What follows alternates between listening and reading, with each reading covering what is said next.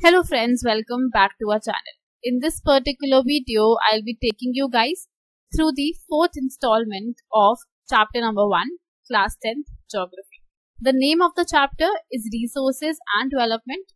We have already posted 3 videos explaining the content. You can watch them and then you can move to the fourth part. So here I'm telling you what all we'll be covering today. So I'll be talking about soil as a resource, that how and why soil is very important. So we'll try to understand how and the why part of it. Then we will classify it into further types, that what kind of soils are there or how do we divide it on the basis of their either chemical or their physical properties.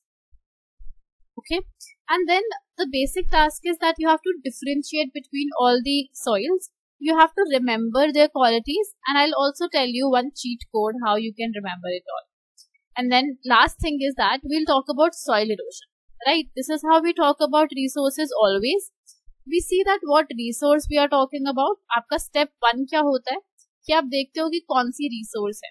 Step 2 होता है कि आप उसका status देखते हो. You see the status. Is it available in abundance? Is the quality really good? उसकी quality अच्छी है, उसकी quantity अच्छी है. अगर आपको लगता है कि नहीं यार हमारी जो resource है it's getting depleted over the years, तो आप end में हमें क्या देते हो? You give the conservation techniques. This is the pattern. आप अगर ये pattern याद करोगे रखोगे तो आपके लिए class 10th की जो geography है वो बहुत आसान हो जाएगी. तो obviously अगर मैं resource soil की बात कर रही हूँ तो I obviously want to talk about how I can conserve this particular resource. So now we have this slide which talks about soil as a resource. So first question, is it an important resource? क्या ये एक important resource है? बिल्कुल है, क्योंकि बिना soil के it's very difficult to do agriculture. उस पे आप खाना नहीं खा पाओगे. Now soil में बहुत सारे अलग अलग important organisms होते हैं, वो उनको एक लाइफ नहीं मिलेगी, तो सॉइल एक बहुत ही इंपॉर्टेंट रिसोर्स है. नाउ इट्स रेन्यूएबल, कि धीरे धीरे अपने आप को वो रेन्यू करती रहती है. It's very important for plant के लिए बहुत इंपॉर्टेंट है. विदाउट सॉइल आप एक्सपेक्ट नहीं कर सकते कि वहां पे बहुत सारे प्लांट्स होंगे. You need soil, only then you can see the plants. And then wildlife को सपोर्ट करने के लिए या फिर और किसी भी तरीके के लिविंग ऑर्गेनिज्म को सपोर्ट करने के लिए सॉइल इज वेरी इंपॉर्टेंट. ठीक है, now let's see the other points that we have. अब यार वो बोलते हैं कि आप एक बात करो इसकी फॉर्मेशन की, कि सॉइल को फॉर्म होने में कितना टाइम लगता है, ज्यादा टाइम लगता है, कम टाइम लगता है, वो बताओ. तो इतना कम टाइम तो नहीं लगता. अगर इतना कम टाइम लगता होता तो शायद हमें इतनी प्रॉब्लम नहीं होती. So it takes millions of years, so it takes a lot of years. Then various forms of nature. अब बहुत सारी अलग अलग फैक्टर्स हैं, जैसे टेम्परेचर. जहां पे कैसा टेम्परेचर होगा सॉइल का वैसा एटीट्यूड होगा वहां पे. Then actions of running wind. अगर बहुत तेज कहीं विंड चल रही है और सॉइल बहुत ही लूज है तो वो बहुत ज्यादा वहां से चला जाएगा. It will get shifted to some other place. तो उस पर डिपेंड करता है कि ये सॉइल ने कितना मूवमेंट किया है, या इस पर्टिकुलर सॉइल को कितनी ज्यादा तेज हवा से एक्सपोज होता है, ये कितनी ज्यादा वो प्रेशर इसको झेलना है. ये सारी चीजें हमें देखनी है. फिर हमें देखना है कि इस सॉइल में ज्यादा डीकम्पोजर्स हैं या फिर कम डीकम्पोजर्स हैं. ठीक है, तो all of this is very important. Then आता है आपका parent rock. So parent rock क्या है? आपका सॉइल में अगर आप धीरे धीरे करके डिग करोगे तो you will reach to the bottom layer which is the parent rock. तो वो बहुत इंपॉर्टेंट है. अगर पेरेंट रॉक बहुत स्ट्रांग है तो आपको जो सॉइल की क्वालिटी है वो अच्छी होगी. अगर पेरेंट रॉक बहुत ही डल है तो आपकी सॉइल की क्वालिटी इतनी अच्छी नहीं. Then we will talk about chemical and organic changes जो होते हैं आपके सॉइल में. जैसे अगर आप बहुत ज्यादा उनमें केमिकल्स डाल रहे हो तो आप एक्सपेक्ट नहीं कर सकते कि after some time this soil is going to be amazing. You can only think that this soil will lose its fertility और इट्स क्वालिटीज. ऑर्गेनिक चेंजेस हैं जो अपने आप होते हैं उसके अंदर, सॉइल के अंदर अपने आप it's undergoing certain changes on its own. Then soil has organic material also, it has inorganic material also. Organic material जैसे यार आप मानो कि कोई ट्री है, ठीक है, उस ट्री के नीचे सॉइल है, आप एक पार्क में हो. अब यार वो सॉइल कैसे रिन्यू कैसे होगा? अब आप पार्क में कुछ भी गिरा दो, कुछ भी डीकम्पोज जो हो सकता है, बायोडिग्रेडेबल जो भी है, जैसे वेजिटेबल पील है, या फिर कुछ पत्ते गिर गए, या फिर कोई एनिमल की डेथ हो गई वहां पे, या फिर कोई एनिमल एक्सक्रीटा है, ये सारी चीजें, तो all of these things are natural. तो अगर वहां पे नेचुरल चीजें गिरेंगी आपके सॉइल के ऊपर, तो वो डीकम्पोज आराम से हो जाएंगी, आपके सॉइल की क्वालिटी बढ़ेगी। तो आपके ऑर्गेनिक कंटेंट तो है ही, बट वी ऑल्सो सी यार कि लोग पार्क में आते हैं and then they litter and they put plastic or they put some chemicals there without thinking कि इसका इफेक्ट क्या होगा। तो आप कोई भी सॉइल का सैंपल उठा लो, आपको उसमें ऑर्गेनिक चीजें भी दिखेंगी एंड आपको उसमें इनऑर्गेनिक चीजें भी दिखाई देगी। So we are done with soil as a resource. Now we are going to classify this soil. ठीक है, यहाँ पे soil होना चाहिए, classification of soil। अब हम कैसे करते हैं, how do we do it? अब हम लोग क्या करते हैं, हम लोग उनकी फॉर्मेशन देखते हैं कि यार उसका टेक्सचर कैसा है, वो कैसे बना कैसे है, क्या उसको बहुत ज्यादा पानी चाहिए या उसको बिल्कुल पानी नहीं चाहिए, हम ये देखते हैं। फिर हम देखते हैं कि उसकी अगर कोई कलर वाली प्रॉपर्टी है, कि कोई बहुत ही स्ट्राइकिंग कलर है, जैसे एक सॉइल बोलते हैं जिसको हम रेड येलो, उसके कलर की बात करते हैं। फिर उसके थिकनेस की, थिकनेस मतलब कि या वो बहुत ही फाइन है या तो वो कोर्स है। ठीक है, फाइन मतलब कि बिल्कुल परफेक्ट पार्टिकल्स है, बहुत छोटे छोटे पार्टिकल्स हैं, अच्छे से ब्रेक डाउन हुए हैं। तो जो फाइन होता है वो अक्सर फर्टाइल भी होता है। ठीक है, आप सोचो यार एक पूरी लेयर है एंड वो काफी फाइन पाउडर है, जो सॉइल है आपका बहुत ही फाइन है, तो जब भी उसमें वाटर आएगा या कुछ भी आएगा वो अच्छे से डेप्थ तक पर्कुलेट हो पाएगा, राइट। तो फाइन देखते हैं हम, कितना फाइन है कितना नहीं है ये देखते हैं। फिर हम देखते हैं कोर्स। कोर्स का मतलब होता है कि उसमें काफी ज्यादा पार्टिकल्स हैं, बिग चंक्स हैं, बिग पार्टिकल्स हैं। तो फाइन का बिल्कुल ऑपोजिट है।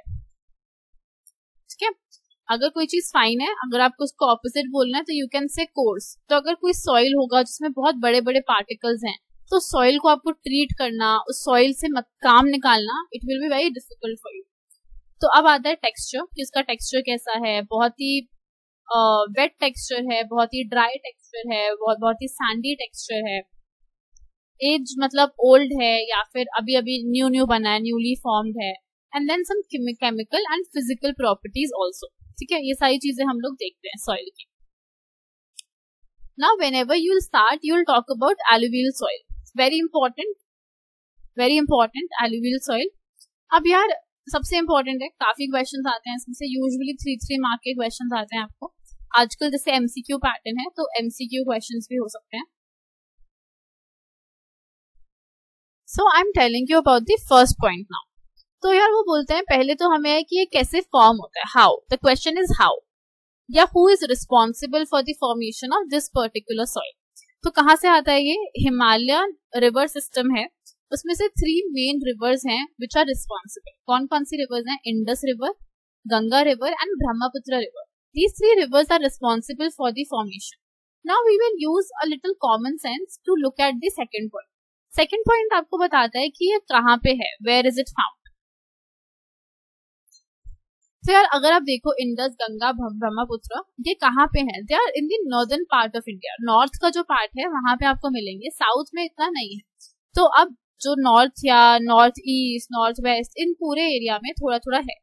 तो इट्स फाउंड इन राजस्थान, थोड़ा पार्ट इसका राजस्थान में भी है, थोड़ा सा गुजरात में भी है। एक और सॉइल है which is very much popular in Gujarat, but alluvial के भी ट्रेसेस वहां पे हैं।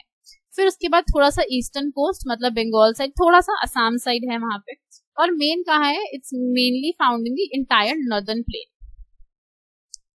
तो what I have done here is that मैंने आपको फर्स्ट पॉइंट बताया कि कौन सी रिवर्स रिस्पॉन्सिबल है, इंडस, गंगा एंड ब्रह्मपुत्र। तो ये रिवर का पूरा जो चैनल है वो किस तरफ है, वेस्ट साइड में, नॉर्थ साइड में एंड थोड़ा सा ईस्ट साइड में। तो ये तीनों जगह में आपको एलुवियल सॉइल मिलता है। अब यार थर्ड पॉइंट देखते हैं। अब इसमें क्या क्या है, what all do we have, इसकी कंसिस्टेंसी कैसी है, consistency.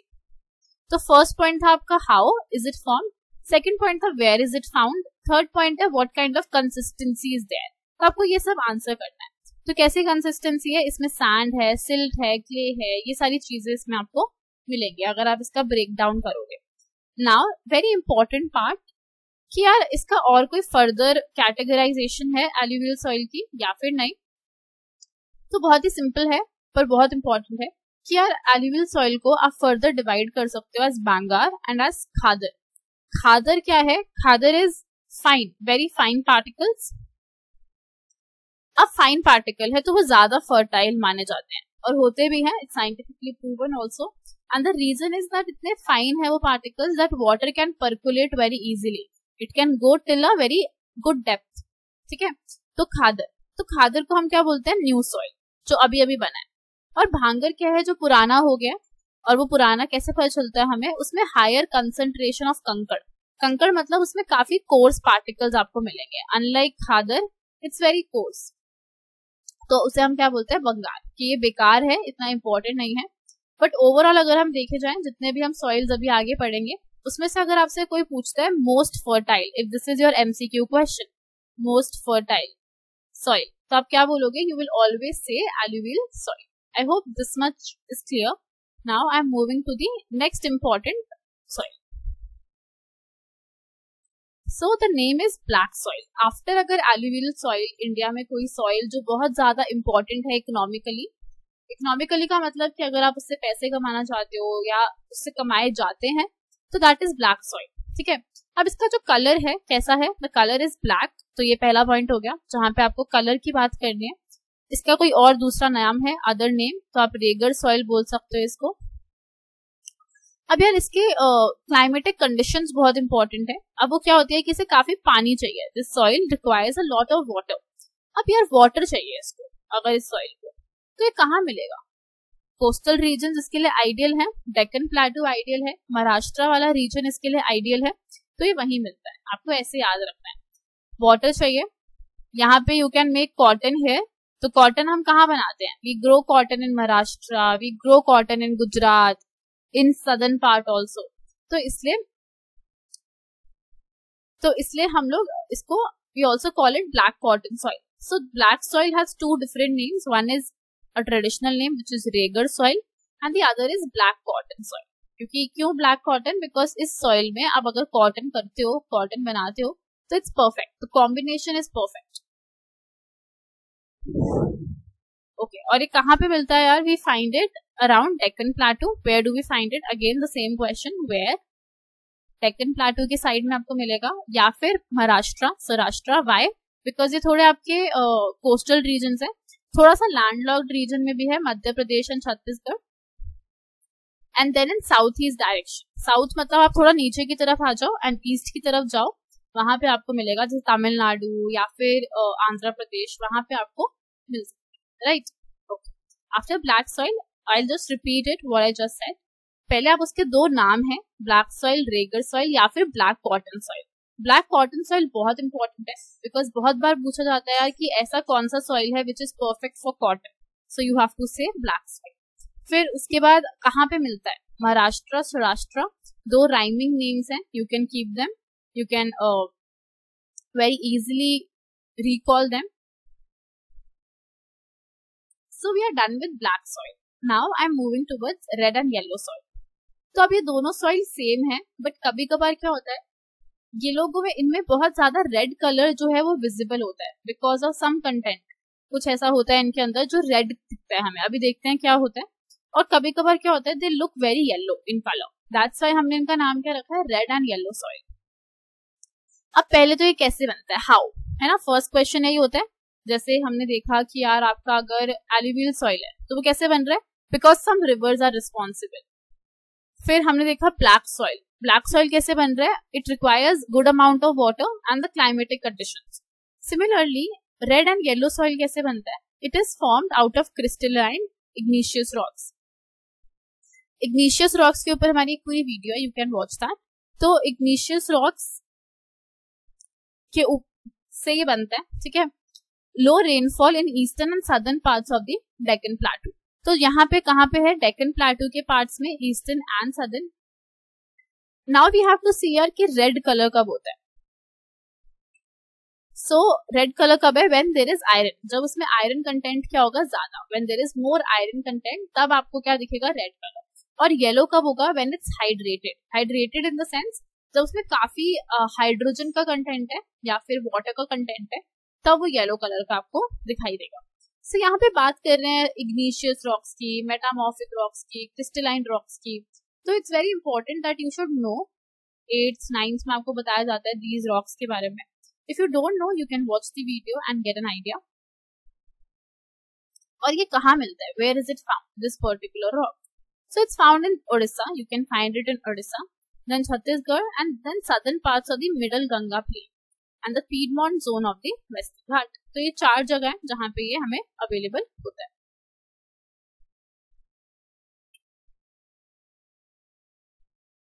So talking about this arid soil, पहले तो यार ये समझते हैं कि एरिड का मतलब क्या है. अब उसका मतलब ये होता है जहां पे आपके पास ज्यादा वाटर नहीं है. जैसे अगर मैं बोलूँ जो राजस्थान का जोन है, इट्स वेरी एरिड, मतलब वहां पे इतना मॉइस्चर कंटेंट या फिर वहां पे इतना पानी या वहां पे इतनी रेनफॉल नहीं है. ठीक है, तो वैसे सॉइल का भी सेम सिचुएशन है. जब हम बात करते हैं कि this soil is arid in nature, उसका मतलब ये है कि वहां पे इतना उसके अंदर पानी नहीं है. और ये ऐसी जगहों पे मिलता है जहां पे इतना पानी ना हो. अब इसका कलर क्या क्या हो सकता है, आपको कैसा दिख सकता है, इधर रेड इन कलर और ब्राउन इन कलर. अब इसका टेक्सचर कैसा है, इट्स सैंडी. जैसे अगर आप कोई डेजर्ट एरिया देखते हो या कुछ भी देखते हो, तो वहां पे क्या है, जो आपका सॉइल है वो बहुत सैंडी है. सैंडी सॉइल की प्रॉपर्टी क्या होती है, that it can't hold water. पानी बहुत जल्दी इवेपोरेट हो जाता है. सो बिकॉज पानी इतनी जल्दी इवेपोरेट हो जाता है, तो जो बचता है that is very salty, whatever is left after evaporation, and that is salty in nature. तो वो जो आपका सॉइल है, it's sandy, it's saline. Saline मतलब उसमें सॉल्ट कंटेंट बहुत ज्यादा रहता है. And I am giving you the reason that why in these kind of soils the salt content is very high.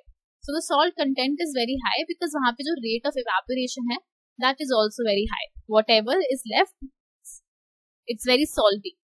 अब यहाँ पे ह्यूमस नहीं है. ह्यूमस मतलब जो टॉप लेयर है उसकी जो फर्टिलिटी है वो इतनी नहीं है, मॉइस्चर भी नहीं है. अब अगर आप इस सॉइल में if you will go deeper, what you will find कि वहां पे बहुत कंकड़ नोड्यूल्स हैं. क्यों कंकड़ है, बिकॉज नीचे जाते जाते कैल्शियम कंटेंट बढ़ता गया है, वो काफी हार्ड पार्टिकल्स बन गए हैं. The conker layer formations in the bottom horizon restrict the infiltration of water. तो अगर आप उसके बाद if you want to go deeper, तो उसके बाद कुछ बचता नहीं है, क्योंकि वहां पे बहुत ज्यादा पानी, मतलब वहां पे बिल्कुल भी पानी पहुंच नहीं पाता और बहुत ज्यादा कंकड़ है, तो उसके नीचे आप नहीं जा सकते. So this is about arid soil. I'll just quickly revise it for you guys. पहले क्या बोला यार, हमने कलर देखा. अगला हमने क्या देखा कि इसका टेक्सचर कैसा है, सैंडी टेक्सचर है और सेलाइन टेक्सचर है. उसके बाद ह्यूमस आपको नहीं मिलेगी, तो इतना फेवरेबल नहीं है ये. और तीसरा क्या है कि अगर आप इसकी लेयर्स देखो, अगर आप सॉइल की प्रोफाइल देखो, तो आपको पता चलेगा कि नीचे जाते जाते इसका बहुत ही बुरा हाल है, सिर्फ कंकड़ है वहां पे और कैल्शियम है वहां पे. हमें दिख रहा है कि क्यों ये ऊपर से इतना खराब है, क्योंकि नीचे भी इसके पास ज्यादा अच्छा सपोर्ट या सिस्टम नहीं है. Okay, so next soil is laterite soil. अब यार ये कहाँ पे है, tropical and subtropical climate, तो इंडिया में ऑब्वियसली होगा. Alternate wet and dry season, एक सीजन में काफी वेट होता है, अगले सीजन में काफी ड्राई होता है. एंड इट्स ऑल्सो एसिडिक, इसका जो नेचर है वो एसिडिक है. अभी हमने पीछे देखा था एरिड सॉइल क्या था, इट्स सॉल्टी, इट वाज सेलाइन. और ये क्या है, on the other hand it's acidic in nature, और इसमें ज्यादा न्यूट्रिएंट्स नहीं होते. तो ये सॉइल हमें कहाँ मिलता है, सदर्न स्टेट्स में मिलेगा, वेस्टर्न घाट्स में, महाराष्ट्र, उड़ीसा. वेस्टर्न घाट्स में महाराष्ट्र है, वहां मिलेगा. अगर आप ईस्टर्न साइड देख रहे हो तो उड़ीसा में, वेस्ट बंगाल में, north east side. It's suppose deciduous and evergreen forest but humus poor. वहां पे आपको इतनी ज्यादा ह्यूमस नहीं मिलेगी इस सॉइल में, इस पर्टिकुलर. तो सबसे ज्यादा ह्यूमस किसमें थी, again back to square one, that was alluvial soil. उसके बाद जो भी हमने सॉइल्स पढ़े हैं उनमें कुछ ना कुछ प्रॉब्लम थी. Black soil was also good but for a crop like that of jute. बाकी हर क्रॉप के लिए वो इतना सूटेबल नहीं है. Okay, so now last part is forest soil. अब यार नाम से पता चल रहा है कि कहाँ मिलते हैं, इन फॉरेस्ट. सो फॉरेस्ट सॉइल हमें कहाँ पे मिलते हैं, हिली और माउंटेनियस. जो हिली एरिया और जो माउंटेन एरिया वाले फॉरेस्ट होते हैं वहां पे है ये soil. Now the soil is very loamy, it's silty. In valley sides, valley side का मतलब मैं आपको एक बार बता देती हूँ कि अगर आपके पास मान लो if this is like your mountain range, तो ऐसी होती है माउंटेन रेंज, बहुत सारे माउंटेन्स होते हैं एक साथ अक्सर। तो जो ऊपर का पार्ट होता है आप यहाँ पे इतना ऑपरेट नहीं कर सकते, this is the peak area. But जो नीचे का वी पार्ट होता है that's what we call as valley. उसे हम क्या बोलते हैं, देखो यहाँ पे वी फॉर वैली। तो वैली में हमें देखना होता है कि कैसे टाइप के आपका सॉइल है, ताकि आप वहीं पे आप कुछ कर सकते हो, जो भी फर्टिलिटी या जो भी एग्रीकल्चर का काम हो सकता है वो उसी स्पॉट पे हो सकता है। तो बोलते हैं काफी सिल्टी होता है, और थोड़े जो कोर्स ग्रेन्स होते हैं अपर स्लोप पे कोर्स ग्रेन्स होते हैं, क्योंकि वहां पे आप इतना काम नहीं कर सकते, आप इतनी फ्लोइंग वगैरह वहां पे नहीं कर सकते। और जो आपके स्नो कवर्ड एरियाज हैं हिमालयस के, वहां पे जो सॉइल्स हैं दे एक्सपीरियंस डेन्यूडेशन। तो वो जो सॉइल है वो थोड़े खराब हो चुके हैं, वहां पे काफी एसिडिक है, ह्यूमस कंटेंट वहां पे ज्यादा नहीं है। The soil is fertile on the river terraces and alluvial fines. तो क्या बोलते हैं कि थोड़ा सा जो आपके रिवर टेरेसेस हैं, अगर वहां पे फॉरेस्ट के पास, हिली फॉरेस्ट के पास अगर वहां पे रिवर होगी, तो you can expect that this soil will be a little more fertile. But on the other hand जो भी आपके माउंटेन रीजन्स हैं या फिर जो अपर स्लोप्स हैं, वहां पे आप क्या देखोगे कि ज्यादा अच्छा सॉइल कंटेंट नहीं है। Okay, so talking about soil erosion now. इतनी देर से हम लोग पढ़ रहे हैं कि सॉइल इस टाइप का है, वो वाले टाइप का है, हमने टाइप्स देख लिए। नाउ इट्स टाइम टू सी कि उनकी कंडीशन क्या है। तो कंडीशन ये है कि हर जगह जो सॉइल है वो काफी ज्यादा इरोड हो गया है। इरोड मतलब जो उसकी टॉप लेयर है वो खत्म हो गई है, खराब हो गई है, इतनी फर्टाइल नहीं रह गई। अब हमें देखना ये कि ये कॉज क्यों होता है, what are the causes, why. ठीक है, तो यार दो रीजंस है। पहले रीजन है कुछ नेचुरल रीजंस भी हो सकते हैं कि नेचर में हो जाता है, कुछ रीजंस जो है वो ह्यूमन रीजंस हैं या फिर मैन मेड रीजंस हैं। कुछ चीजें जो मैन है या मैन काइंड है वो गलत कर रहे हैं, तो उसकी वजह से हो सकता है। तो क्या क्या है ह्यूमन रीजन, जैसे ह्यूमन डिफॉरेस्टेशन करता है। तो now how does deforestation will lead to soil erosion. ठीक है, लेट्स इमेजिन कि हमारे पास एक पैच है लैंड का, यहाँ पे बहुत सारे ट्रीज है, there are a lot of trees here, one after the other. तो यार अब यहाँ पे बहुत तेज पानी फेंको इस लैंड के ऊपर, तो क्या होगा, जब आप पानी डालोगे तो पानी की जो एक तो स्पीड है वो थोड़ी सी कम हो जाएगी। वाई, बिकॉज बहुत सारे स्ट्रॉन्ग ट्रीज हैं वहां पे। दूसरी चीज ये है जो रूट्स हैं वो थोड़ा सा उसका पानी एब्जॉर्ब कर लेंगे, तो पानी की जो पार है वो दो रीजन की वजह से कम हो जाएगी। ठीक है, तो वो आपके सॉइल को जो है बहुत तेज लेके नहीं जा पाएगा, रन ऑफ नहीं करवा पाएगा। अब आप इमेजिन करो कि एक पीस ऑफ लैंड है जहां से हमने सारे ट्रीज हटा दिए हैं, अब कोई रूट्स ही नहीं है वहां पे, कोई ट्रीज ही नहीं है, कोई बैरियर ही नहीं है। अब इस लैंड पर पानी डालोगे तो जो भी टॉप लेयर होगी वो पानी के साथ it will flow along with water wherever water will take it. इसकी वजह से डिफॉरेस्टेशन अगर होगी वहां पे, if there are no trees, तो सॉइल भी जो है वो बहुत खतरे में है। Soil is also vulnerable that, और हम नहीं चाहते कि सॉइल के साथ ऐसा हो। बहुत तेज विंड आएगी, पानी आएगा, it will take your soil away. तो इट्स बेटर कि आप जो भी आपका लैंड है वहां पे हमेशा ट्रीज रहे, ताकि उनकी रूट्स काम करें, ट्रीज काम करें। नेक्स्ट है यार ओवर ग्रेजिंग। अब ओवर ग्रेजिंग क्या होता है, if I have a piece of land और वो हमने किसी फार्मर को बोला है कि आप यहाँ पे अपनी केटल छोड़ सकते हो। Let's suppose we had this land, यहाँ पे कुछ कुछ छोटे छोटे प्लांट्स हैं, सब कुछ है, नेचुरल है। अब यहाँ पे ये जो लैंड है ये 100 डेज के लिए सूटेबल है। आई हैव 20 से मे बी 20 काउस, आप 20 काउस को यहाँ पे 100 डेज के लिए छोड़ सकते हो। 100 डेज बाद यार आपको इसको छोड़ना पड़ेगा और उसको टाइम देना पड़ेगा टू रिप्लेनिश या फिर टू रिन्यू, अपने आप ठीक होने के लिए आपको टाइम देना पड़ेगा। बट अब यार हम लोग क्या करते हैं, जो फार्मर है उसको पता नहीं है कि दूसरा लैंड कहाँ है, तो वो क्या करेगा 120 डेज तक करेगा, स्ट्रेच करेगा कि अपने काउस को रोज यहीं भेजता रहेगा 120 डेज तक। तो जो इस लैंड का जो टाइम था टू रेन्यू, वो सारा का सारा लूज हो गया, खत्म हो गया। अब उसके लिए वो बहुत ही नेगेटिव स्टेट में चला गया वो लैंड, उसके लिए रिपेयर होना बहुत मुश्किल है। ठीक है, आपको एक एग्जाम्पल देती हूँ। फॉर एग्जाम्पल आपके पास 5 डेज का होमवर्क था, आपको रोज थोड़ा थोड़ा करना था, आपने 5 डेज कुछ नहीं किया, फिर अब क्या होगा आपके साथ, आपको आप सोचते हो कि नहीं यार अब से मैं ट्रैक पे रहूंगी, तो आपको 5 डेज का काम करना है प्लस उस दिन का काम करना है। आपको रोज होमवर्क मिल रहा है, उस दिन का भी आपको काम करना है, अब वो भी आपके पास आ गया, तब कैसे कवर करोगे 5 डेज, मुश्किल हो जाएगा आपके लिए। फिर आप कहो चलो अच्छा कल कर लेंगे, अब आपके पास 6 days का काम तो है ही, यू हैव दीज 6 days, एक और दिन का आपको काम एक्स्ट्रा आ गया। तो यार अगर आप अपना जो भी काम है अगर आप उसको पुट ऑफ करते हो तो आपके लिए काम बहुत बढ़ जाता है। सिमिलरली सॉइल के साथ, अगर आफ्टर 100 days जो बोला गया आपको फॉर एग्जाम्पल कि 100 days के बाद यार उसको छोड़ दो सॉइल को और उसको रेप्लेनिश होने दो, बट अगर आप उसको 100 days के बाद भी यूज करते रहोगे तो सॉइल का जो काम है वो बहुत ज्यादा बढ़ जाएगा, उसको टाइम नहीं मिलेगा रिकवर होने का। देन आता है यार आपका कंस्ट्रक्शन। कंस्ट्रक्शन की वजह से हमने सॉइल खराब कर दिया, माइनिंग की वजह से हमने सॉइल खराब कर दिया, ये सारे ह्यूमन के रीजंस थे, इनमें ह्यूमन इन्वॉल्व था। Now there are some also natural reasons, ठीक है, यहाँ पे नेचुरल लिखा है। नेचुरल जैसे विंड, बहुत तेज विंड आई या कोई ग्लेशियर बहुत तेजी से आया और वो सॉइल को लेके चला गया, या वाटर, इन सब की वजह से सॉइल इरोशन हो सकता है, ठीक है। और या फिर डिफेक्टिव मेथड्स ऑफ फार्मिंग, ये भी ह्यूमन में फॉल करेगा कि फार्मिंग जो है हमने थोड़ी गलत तरीके से कर दी है। अब how we can conserve it, we can conserve it by contour plowing. Just give me a second, I'll erase all of it and then I'll tell you that what contour plowing is.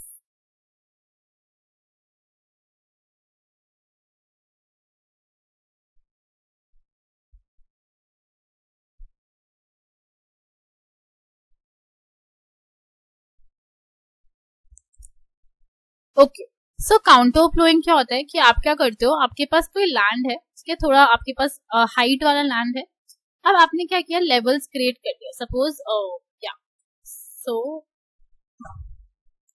This is my land, ठीक है, ऐसे थोड़ा slope वाला land है। अब आप क्या करोगे, you will create levels here, एक के बाद एक, और आप उन लेवल्स पे थोड़ा सा, आप यहाँ पे बीच में थोड़ा सा डिग करके थोड़ा नीचे की तरफ जाके यहाँ पे आप क्रॉपिंग करोगे। फिर मान लो ये ए लेवल है, इधर किया, फिर बी पे किया, फिर सी पे किया, फिर डी पे किया, ऐसे करते करते हम लोग we will crop. Okay fine, तो दिस इज काउंटर फ्लो। अब आता है आपका टेरेस कल्टीवेशन। टेरेस कल्टीवेशन क्या है कि आप मान लो बहुत ही ज्यादा आपका जो पीस ऑफ लैंड है वो बिल्कुल ऐसे स्लोप, बहुत ज्यादा उसमें ढलान है, तो आप क्या करोगे, you will make terrace out of it, ऐसे करके आप टेरेस बनाओगे। तो ये आपका टेरेस कल्टीवेशन है। अब है स्ट्रिप क्रॉपिंग। स्ट्रिप क्रॉपिंग क्या है कि दिस इज योर लैंड और आपको वहां पे कुछ क्रॉप्स उगानी है, तो उसे स्ट्राइप्स में उगाओ, एक, फिर थोड़ी सी जगह छोड़ दो यहाँ पे, थोड़ी थोड़ी थोड़ी थोड़ी, फिर एक और, फिर जस्ट लीव सम स्पेस, ताकि जब भी अगर पानी आता है तो वो इन जो थोड़ी आपने स्पेसेस बनाई है यहाँ पे इसमें चला जाए, instead of running of the crop को खराब ना करे। सिमिलरली हम लोग क्या करते हैं, शेल्टर बेड। सपोज मान लो यार इस पूरे लैंड में मेरी क्रॉप है और जो मेरी क्रॉप है वो बहुत ही फ्रेजाइल है, मतलब बहुत ही वीक है, अगर उस पर बहुत तेज पानी आएगा या उसके ऊपर बहुत तेज विंड आएगी तो वो टूट जाएगा। तो हम क्या करते हैं, आसपास जो बॉर्डर्स हैं वहां पे हम लोग क्या बना देते हैं, बहुत स्ट्रॉन्ग ट्रीज लगा देते हैं, स्टर्डी ट्रीज लगा देते हैं, स्ट्रॉन्ग स्टर्डी ट्रीज, ताकि अगर पानी या विंड आए तो वो ट्रीज कुछ भी खराब नहीं कर पाए। So this was it for the entire chapter. We are done with the entire chapter. Thank you very much for staying with us through out.